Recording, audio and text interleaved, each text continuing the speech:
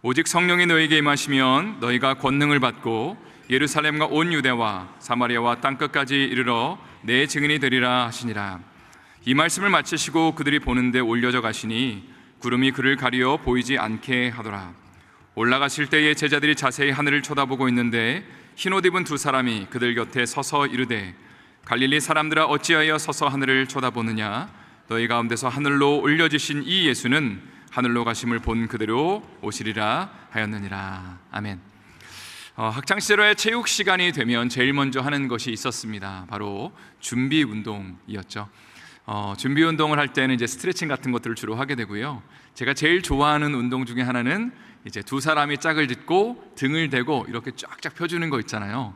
그거를 등배지기라고 부르는데 좀 이렇게 몸이 쫙쫙 펴지면서 와 이렇게 소리는 질렀지만 참 기쁘게 그 준비 운동을 했던 기억이 있습니다. 준비 운동을 하는 이유는 우리가 다치지 않기 위함이겠죠. 우리의 근육을 좀 풀어주고 또 우리의 심장도 좀 잘 뛸 수 있도록 미리 준비를 하는 것입니다. 제가 몇 번 언급을 했지만 저는 2004년도에 지금으로부터 20년 전에 신학대학원에 입학을 하였습니다. 입학을 하여서 아리따운 자매를 만나서 지금까지 함께 살아가고 있는데요.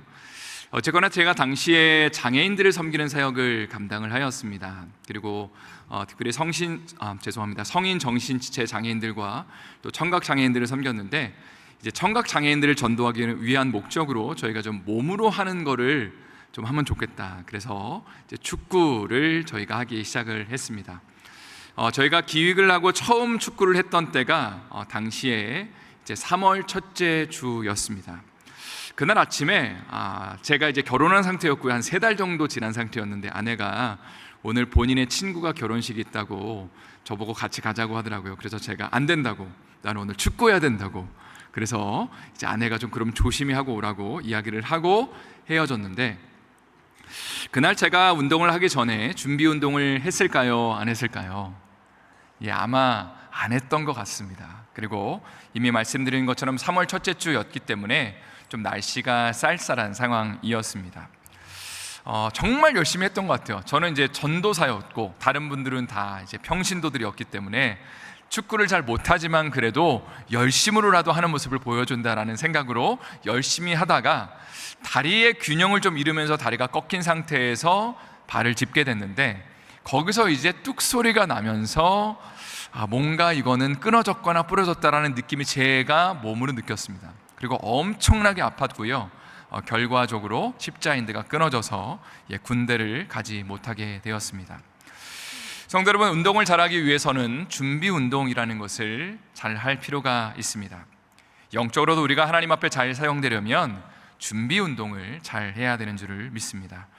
아마 우리의 삶 가운데 21일 동안 이렇게 기도하는 이 시간이요, 우리의 상황과 형편에 맞춰서 여러분 최선을 다해서 참석하고 계신 줄을 믿고요, 또 온라인으로 함께 하시는 분들이 지금 엄청나게 많을 거로 생각을 하는데 우리의 상황과 환경에 맞춰서 최선을 다해서 우리가 하나님 앞에 쓰임받기 위한 준비 운동을 지금 하고 있는 것이라고 믿습니다.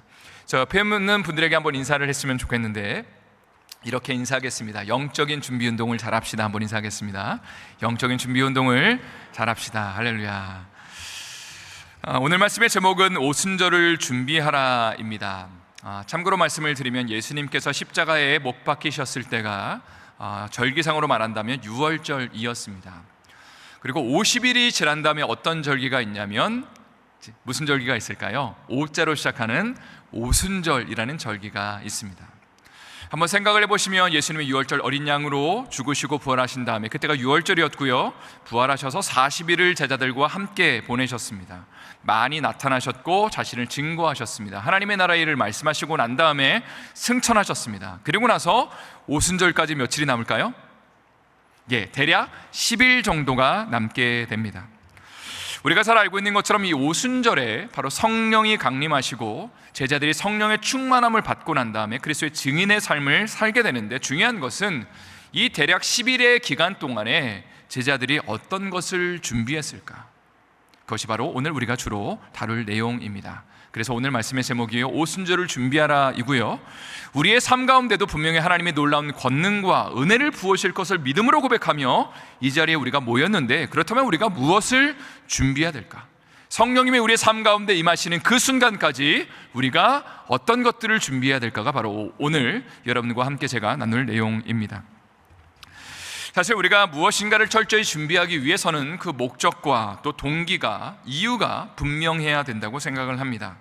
21일 기도회를 시작하면서 어떤 분이 저에게 물었습니다. 목사님, 이거 왜 하는 거죠? 라고 물었을 때, 여러분, 제가 그냥 따라오십시오 라고 만약에 말한다면 여러분 따라오시겠습니까? 예, 물론 이 자리에 계신 분들은 분명히 따라오실 거라고 믿습니다. 그렇지만 정말로 동기부여가 제대로 되는 것은 쉽지 않죠. 기쁨으로 따라가는 것은 어렵다고 생각을 합니다. 예수님도 지금 제자들에게 이런 명령을 내리셨습니다. 승천하시기 전에 예루살렘을 떠나지 말고 아버지께서 약속하신 것을 기다려라. 한마디로 말해서 너희가 기도회를 가져야 된다, 사역할 생각하지 말고 열심히 모여 기도해야 된다라고 주님이 그렇게 명령하시고 떠났다는 사실입니다. 그리고 이것을 왜 해야 됩니까? 라고 질문했을 때 주님이 이렇게 말씀하시는 것이죠. 너희가 성령을 받게 될 것이고 그리고 내 증인이 될 것이다 라고 주님이 말씀하십니다. 어제 살펴본 본문에서 사도행전 1장 3절 말씀을 다시 한번 읽어보도록 하겠습니다. 3절 말씀 읽겠습니다. 그가 고난받으신 후에 또한 그들에게 확실히 많은 증거로 진히 살아계심을 나타내사 40일 동안 그들에게 보이시며 하나님 나라의 일을 말씀하시니라. 여기 보니까 40일 동안 제자들에게 나타나시면서 두 가지를 행하셨다고 되어 있습니다. 한 가지는 확실한 많은 증거로 자신의 살아계심을 나타내셨다. 한 번만 나타낸 것이 아니라 여러 번에 걸쳐서 제자들에게 나타나셨고 내가 살아있다라고 주님이 증거하셨다는 것이죠. 두 번째는 하나님의 나라의 일을 말씀하셨다. 다음 슬라이드 보시면 제가 어제도 나눴지만 하나님 나라의 일은 다음과 같습니다. 하나님의 창조가 있었고 그 다음에 죄가 들어오게 됩니다. 그리고 이 문제를 누가 해결하시냐면 예수님이 십자가를 통해 해결하십니다. 죄의 문제가 이미 해결되었습니다. 그리고 예수님이 승천하십니다. 근데 그걸로 끝나는 것이 아니라 이제부터 시작으로 말씀을 드렸죠. 이제 제자들아 너희에게 뭐가 임한다고 그랬어요? 성령이 임하게 될 것이다. 그러면 땅끝까지 복음이 증거될 것이고 그제야 종말이 오고 끝이 올 것이다 라고 주님은 사명을 주셨고 이것을 우리는 하나님의 나라의 일이라고 그렇게 알고 있습니다. 실제로 누가복음 24장 44절 이하에 보면 예수님께서 부활하신 후에 제자들에게 어떤 내용을 가르치셨는지, 어떤 일이 일어날 것에 대해서 제자들에게 강조하셨는지가 굉장히 구체적으로 나오는 것을 보게 됩니다. 제가 44절과 45절 말씀을 한번 읽어드릴게요. 여러분 잘 들어보세요.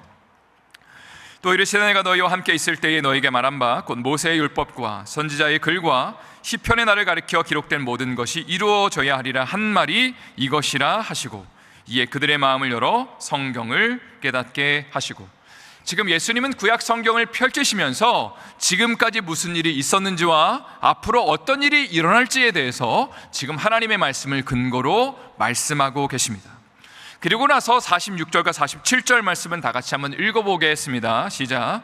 또 이르시되 이같이 그리스도가 고난을 받고 제3일에 죽은 자 가운데서 살아날 것과 또 그의 이름으로 죄사함을 받게 하는 회개가 예루살렘에서 시작하여 모든 족속에게 전파될 것이 기록되었으니. 가장 와닿는 표현은 무엇이냐면 47절 마지막에 기록되었으니 라는 말씀입니다. 다시 말해서 예수님의 죽으심과 부활이 지금 막 일어난 일인데 이것이 하나님의 말씀에 기록되었다. 그리고 앞으로 어떤 일이 일어날지도 기록되었다. 그게 어떤 일이에요? 그의 이름으로, 예수의 이름으로 죄사함을 받게 하는 회개가. 죄의 문제로 해서 고통받고 아파하고 힘들어하는 모든 인류 가운데 주님의 그 죄 문제를 해결해 주신다는 그 놀라운 은혜의 소식과 그거에 대한 회개의 소식이 온 인류 가운데 전파될 것이 이미 기록되었다. 그리고 앞으로 너희에게 이런 일이 실제로 일어나게 될 것이라고 주님이 지금 제자들에게 도전하고 계십니다. 저를 한번 힘차게 따라해 주시면 감사를 드리겠습니다. 인류의 역사는 성경의 기록대로 흘러간다. 성도 여러분, 사실 예수님이 이 말씀을 하고 계실 때에 제자들의 마음의 상태는 지금 예수님은 너희가 증인될 거라고, 나를 위해서 생명을 바칠 거라고 말씀하시는데요, 전혀 증인될 준비가 되어 있지 않았습니다. 실제로 예수님이 십자가에 못 박히실 때에 제자들은 다 도망가 버렸고 예수님을 부인하였습니다. 그리고 지금은요, 지금 두려움에 떨고 있습니다. 그래서 죽지 않을까 지금 무서워서 제자들이 함께 모여 있는 상황이라고 할 수 있습니다. 그런데 예수님이 나타나셔서 이렇게 말씀을 하시죠. 너희에게 평강이 있을지어다. 평강을 선포하시고 난 다음에 하신 말씀이 47절, 48절 말씀. 47절 말씀을 다시 한번 저희가 읽어보도록 할게요. 47절, 48절 다시 읽겠습니다. 또 그의 이름으로 죄사함을 받게 하는 회개가 예루살렘에서 시작하여 모든 족속에게 전파될 것이 기록되었으니 너희는 이 모든 일의 증인이라. 성도 여러분, 이 말을 들었을 때 제자들이 뭐라고 반응을 했을까요? 예수님, 말도 안 돼요. 우리가 무슨 예수님의 증인이 됩니까? 보셨잖아요. 지금 두려움에 떨고 있고 우리 지금 죽을까봐 지금 무서워서 지금 어찌할 바 모르는데 우리가 어떻게 예수님의 증인이 됩니까? 라고 분명히 그들은 반문했을 겁니다. 마치 오늘날 우리를 향해서 주님이 너희가 내 증인이 될 거라고 말씀하신다면 여러분 뭐라고 대답하시겠습니까? 예수님, 제가 무슨 전도를 합니까?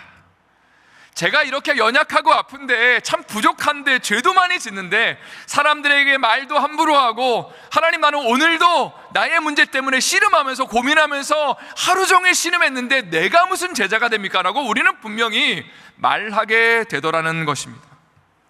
실제로 제자들도 예수님의 말씀을 듣고 증인의 삶을 당장 살지 않았다는 사실을 여러분 기억하십시오. 제자들도요, 안 믿었습니다. 제자들도요, 불가능하다고 생각했습니다. 그런데 예수님은 그들을 쫓아다니시면서, 그들을 찾아다니시면서 주님이 그들을 설득하셨다는 것이죠. 이것이 아까 읽었던 40일 동안 많은 증거로 당신의 살아계심을 드러내셨다, 나타나셨다라는 말씀의 의미입니다. 한 번은 요한복음 21장에 가보면요, 베드로와 제자들이 7명이라고 써 있습니다. 그런데 이미 제자들은 예수님의 부활을 알고 있었습니다. 그런데 도망간 거예요. 그러니까 우리의 삶 가운데도 마찬가지인 거죠. 우리가 예수님의 부활을 모르나요? 알고 있습니다. 믿고 있습니다. 그러나 그 제자들이 도망간 것처럼, 우리 못한다고, 우리 힘이 없다고 말하는 것처럼 그들도 역시 포기하고 도망가 버렸죠. 그러나 예수님이 그들을 쫓아오시고 그리고 그들에게 사명을 주시는 장면을 우리는 요한복음 21장에 너무나 잘 알고 있습니다. 예수님이 이렇게 말씀을 하세요. 내 양을 먹여라, 내 양을 쳐라. 그리고 베드로에게 특별히 이렇게 말씀하시죠. 젊어서는 내가 스스로 띠뛰고 내가 원하는 곳으로 다녔거니와 늙어서는 내가 내 팔을 벌리리니 남이 내게 띠뛰고 내가 원하지 않은 곳으로 데려가리라. 이 말씀을 하시면 베드로가 어떠한 죽음으로 하나님 앞에 영광을 돌릴 것을 말씀하심이로라. 베드로가 예수님을 부인했지만 이제는 너가 나를 위해서 생명 바칠 거라고 주님이 예언을 하시는 장면입니다. 그런데 여러분, 이야기를 들었을 때에 베드로와 제자들이 예수님의 말씀을 아멘으로 받았을 거라고 생각하십니까? 그렇지 않았을 겁니다. 여러 번에 걸쳐서 아니요, 안 돼요, 아니요, 우리는 주님 정말로 부족하고 연약해요, 할 수 없어요 라고 계속해서 이야기했을 거라는 사실입니다. 그런데 예수님은 40일 동안 많은 경우에 나타나시고, 그리고 그들에게 중요한 것은 앞으로 어떤 일이 일어날 것을 계속 말씀하셨다는 것이죠. 예루살렘에서부터 모든 족속에게 어떤 소식이 전달된다고 이야기를 했죠? 바로 죄사함을 얻게 하는 회개가 수많은 사람들에게 너희를 통해 지금 전달될 것이다, 너희가 증인으로 살아갈 것이다 라고 주님이 계속해서 지금 제자들을 찾아오시면서 말씀하셨다는 것이고, 중요한 것은 예수님의 말씀대로 실제로 어떻게 됐어요? 그렇게 되었다는 사실입니다. 여러분, 저는 이 말씀을 묵상하면서 참 이 부분에 감동을 많이 받습니다. 우리가 지금은 초라하고 연약합니다. 할 수 없다고 말합니다. 저도 그렇고 여러분도 그렇습니다. 그러나 주님은 이렇게 말씀하세요. 그래, 지금까지는 못했지만 앞으로는 하게 될 거야. 왜냐하면 성경에 그렇게 써 있거든. 내가 그렇게 예정하고 있거든. 내가 그렇게 준비하고 있거든. 그러니까 나를 믿으라고 주님이 말씀하시는 것이죠. 그리고 나서 49절 말씀 이어서 주님이 이렇게 말씀을 하십니다. 제가 한번 읽어드릴게요. 볼지어다 내가 내 아버지께서 약속하신 것을 너에게 보내리니 너희는 위로부터 능력으로 입혀질 때까지 이 성에 머물라 하시니라. 아버지께서 약속하신 것, 그것이 무엇이죠? 바로 성령이십니다. 그 성령을 누가 보낸다고 말씀하시죠? 주어가 뭐예요? 내가 보낸다고 하셨죠. 예수님이 보내신다고 약속하십니다. 우리는 힘과 능력이 없지만 주님은 약속하시는 거예요. 내가 할 테니까 너를 믿지 말고 나를 믿어라. 성령이 임하게 되면 너희가 권능을 받고 하나님의 능력을 받고 증인으로 살아가게 될 것이다 라고 하면서 주님이 우리에게 한 가지 부탁을 하시는 거죠. 예루살렘을 떠나지 말고 위로부터 능력으로 온전히 힘을 입을 때까지 이곳에서 기도해라 라고 주님이 우리 가운데 말씀하시는 겁니다. 이제 오늘 본문의 사도행전 1장 8절 말씀도 한번 다 같이 저 읽어보도록 하겠습니다. 힘차게 읽겠습니다. 오직 성령이 너에게 임하시면 너희가 권능을 받고 예루살렘과 온 유대와 사마리아와 땅끝까지 이르러 내 증인이 되리라 하시니라. 우리가 성령의 능력과 충만함을 받아야 되는 이유가 여기에 나와 있습니다. 여러분 뭐라고 생각하십니까? 성령 받아야 되는 이유가 무엇인가요? 뭔가 신령해지고 거룩해지고 뭔가 내 삶이 문제가 해결이 되고 목소리도 할렐루야 이렇게 좀 집사님 제가 하나님을 사랑합니다 이렇게 이런 목소리를 여러분 원하시기 때문에 성령을 받아야 된다고 생각하십니까? 저는 중학교 1학년 때 수련회에 가서 이제 회심이라는 것을 경험을 하고 예수 믿는 게 너무나 좋고 행복했던 기억이 있습니다. 그리고 제가 당시에 얼마나 좋았냐면요, 내가 이거를 평생 이걸 하고 싶다라는 마음에 제가 목회자가 되겠다고 서원을 하게 됐습니다. 그리고 교회에 가나 학교에 가나 이제 제 친구들도 그렇고 선생님들도 그렇고 교회 또 집사님들도 그렇고 목사님도 그렇고 저를 향해서 이제 재영이는 목사가 될 거야, 목회자가 될 거야 라는 얘기를 이제 공공연하게 이야기를 하기 시작했습니다. 그런데 은혜 받는다고 해서 그게 계속 가지는 않잖아요. 고등학교를 갔는데 시간이 좀 지나면서 이제 하나님의 존재에 대해서 의심을 하게 되고 또 우울함이라는 감정, 공허함이라는 감정들 속에서 이런 것들이 한 번씩 찾아오면요 이게 해결이 안 되는 거예요 도대체. 근데 이제 저의 삶 가운데는 나는 목사가 될 사람이고 거룩한 사람이어야 되는데 또 다른 한편으로는 내 안에 있는 그런 공허함들, 아픔들, 연약함들을 어떻게 해결할 방법이 없었습니다. 의심이 내야 문제를 어떻게 해결할 줄을 몰랐습니다. 그래서 하나님 앞에 기도하기 시작했죠. 하나님 나에게 성령을 부어주십시오, 성령의 능력을 주십시오라고 하나님 앞에 기도했는데, 근데 그때 사실 의도와 목적은 그래야지만 내가 이 문제를 해결할 수 있으니까, 그래야지만 내가 목회자의 삶을 살아갈 수 있으니까 라고 하면서 주님 앞에 성령을 구했던 그런 기억이 있습니다. 그러나 여러분, 우리의 삶 가운데 성령을 받아야 되는 분명한 목적과 의도는 오늘 하나님의 말씀에 사도행전 1장 8절에 이렇게 분명히 나와 있습니다. 주님이 우리 가운데 성령을 주셔야 되는 이유가 무엇이라고 되어 있냐면, 저를 한번 따라하겠습니다. 오직 성령이 너에게 임하시면, 다시 한번요, 저를 따라 힘차게 해주시면 되겠습니다. 오직 성령이 너에게 임하시면 너희가 권능을 받고 예루살렘과 온 유대와 사마리아와 땅끝까지 이르러 내 증인이 되리라 하시니라. 여러분 아멘이시죠? 여러분, 그런데 이 말씀을요, 좀 제가 오늘 말씀을 준비하면서 찾아봤는데 헬라어로 보면, 원어로 보면요, 가정법 형태로 되어 있지 않습니다. 만일 성령이 너에게 임하시면 이렇게 되어 있지 않아요. 성령이 너에게 임하실 것이다. 미래 직설법으로 되어 있습니다. 그리고 너희가 권능을 받게 될 것이고 예루살렘과 온 유대와 사마리아 땅끝까지 이르러 내 증인이 되리라 주님이 예언하시는 거예요. 부족하고 연약하지만 그거 보지 마. 지금 너의 형편과 상황을 보지 마. 그게 중요한 게 아니야. 너의 삶 가운데 성령이 임하시게 될 거야. 그러면 너의 삶의 능력이 임할 거고 아픔과 고통과 괴로움이 치유받을 거야. 그리고 너희뿐만이 아니라 하나님의 영광이 너의 삶 가운데 임하여서 너희가 증인으로 살아가게 될 것이고, 믿지 않는 사람들, 아파하는 사람들, 정말로 예수님을 몰라서 신음하는 자들 가운데 복음이 증거하게 될 거야 라고 주님이 우리 가운데 예언하시는 것이죠. 그리고 그것을 위해서 우리가 21일 동안 기도하게 된 줄을 믿습니다. 성도 여러분, 저희가 21일을 기도하면서 하나님이 주시는 기도 제목은 두 가지가 있습니다. 첫 번째는 우리의 자녀들을 위한 기도이고, 두 번째는 우리 교회를 위한 기도입니다. 어제 기도하는 가운데 하나님이 이런 마음을 주셨습니다. 우리 자녀들을 위해서 우리가 이 자리에 기도하러 나왔는데, 우리의 자녀들의 변화를 위해서 우리가 먼저 구하고 있는데, 정작 기도 가운데 우리 자신이 먼저 변화될 수 있겠다라는 그런 감동을 주셨습니다. 우리 가운데 먼저 성령이 임하는 것이죠. 그리고 우리가 자녀들에게 예수님을 증거하는 삶을 살아갈 수 있게 되는 것입니다. 물론 우리는 말로 복음을 증거할 필요가 있습니다. 복음이 어떤 내용인지를 우리의 자녀들에게, 우리 주변 사람들에게 전해 줄 필요가 있습니다. 그러나 이것이 우리의 삶 가운데 자녀들에게 잔소리가 되어서는 안 됩니다. 철수야, 교회 좀 가자. 그럼 싫어요. 교회 좀 가자고. 싫어요. 교회 좀 가자니까. 이렇게 우리가 신경질을 부리거나 말을 너무 함부로 하는 것으로 발전할 수 있어서는 안 됩니다. 때로는 우리의 삶 가운데 더 강력한 증언이 되는 것은 우리의 삶이 변화되는 것을 보여주는 것이죠.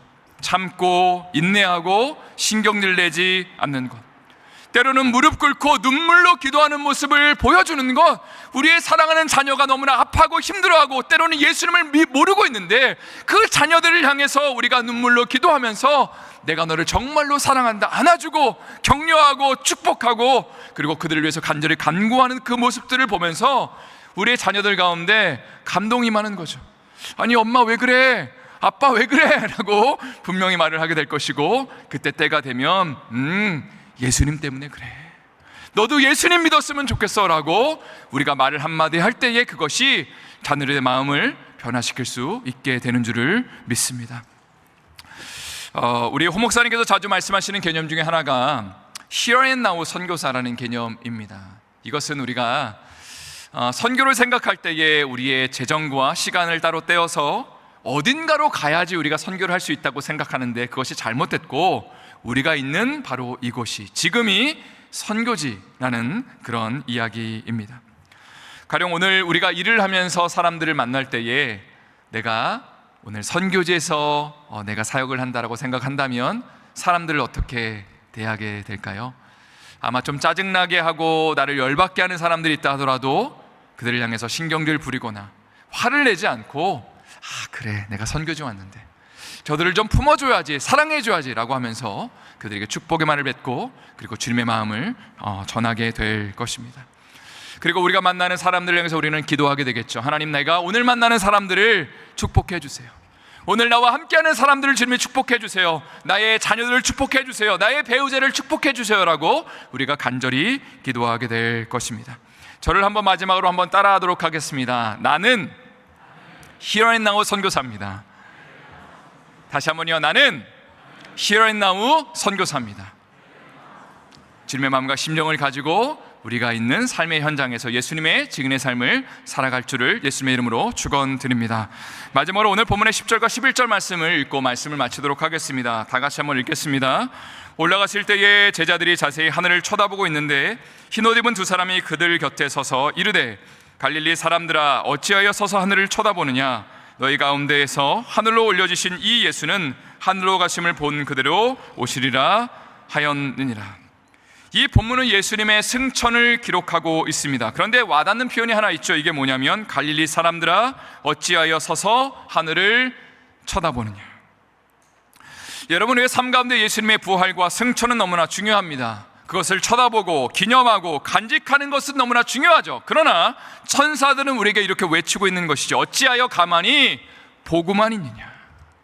예수님의 죽으심과 부활과 승천을 어찌하여 보고만 있느냐라고 우리에게 도전하는 것이죠. 그리고 우리에게 이렇게 말하는 것입니다. 이제는 하나님이 약속하신 것을 기도하면서 기다려라. 이제는 하나님의 권능을 받게 될 것이고 너희가 증인으로 살아가게 될 것을 온전히 마음 가운데 믿으면서 기도하면 어떻게 된다고요? 성령이 임하게 될 것이고 너희가 권능을 받게 될 것이고 예루살렘과 온 유대와 사마리아와 땅끝까지 이르러 너희가 내 증인이 될 것이다. 이것이 우리의 삶 가운데, 우리 교회와 가정과 여러분의 개인 가운데 충만하게 넘쳐날 수 있기를 예수님의 이름으로 축원드립니다. 다시 한번 예수님의 이름으로 축원드립니다.